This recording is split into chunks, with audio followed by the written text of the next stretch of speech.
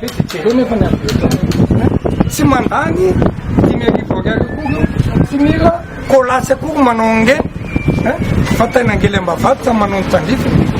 dia vity reny ka roa moa zany tena petraka voalohany manentan'izay ny commune urbaine Antananarivo ataovy ny asanareo fa asanareo reo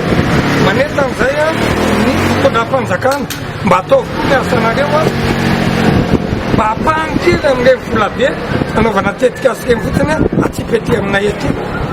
fa zao aloha zany zao satria zay mitratra farany zay mifatany vahoaka hoe mandalo foa ny député fa ny telo no nanamboarana an'ity lalana ny 500 metatra eo no amboariny eto atao ny kanalina atao ny fanafiovana dia ataonay aloha le izy fantatra fa zay mahavita azy tsy haiko na fika amina tapitra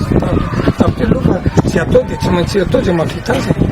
tsy maintsy kitakitanina le izy mpiatso amin'ny 5,000 zao aloha nampanaovanay azy mpiasany karamainay fa tsy tonga na metrapetraka dia toa miboribory tany fadimy mba voay mihitsy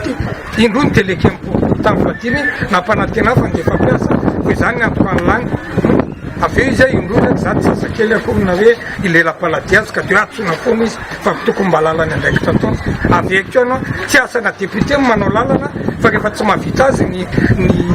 mpitondra sasany dia tsy maintsy raisinay aloha le andraikitra fa manentana izy hoe mba ataovy amin'izay amin'ny manaraka